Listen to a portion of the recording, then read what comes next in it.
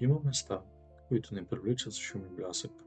Те впечатляват със своето спокойствие. Русаля е едно от тях.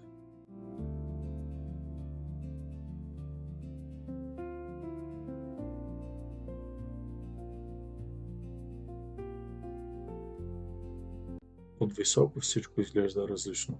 Покривите, дърветата и улиците се превръщат в малки части от една обща картина, нарисувана от времето.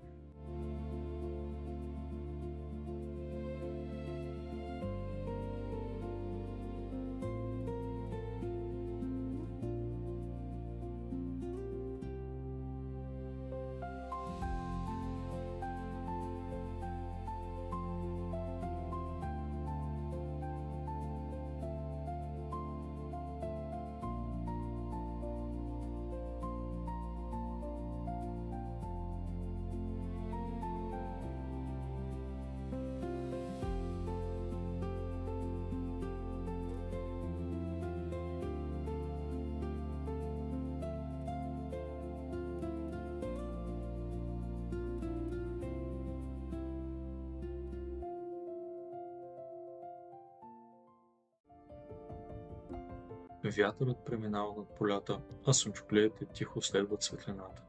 Денят върви със своя естествен ритъм, без бързане, без излишен шум.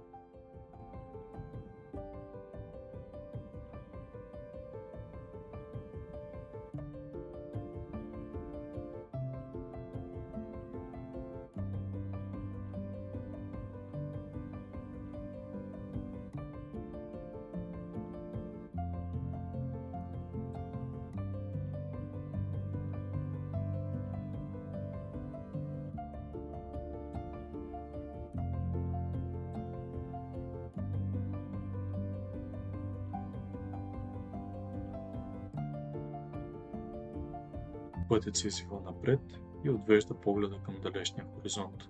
Там, където небето среща земята, човек се спомня колко красива може да бъде простотата.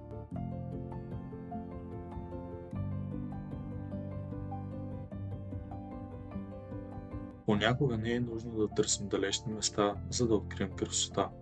Достатъчно е да погледнем познатото от друг ъгъл.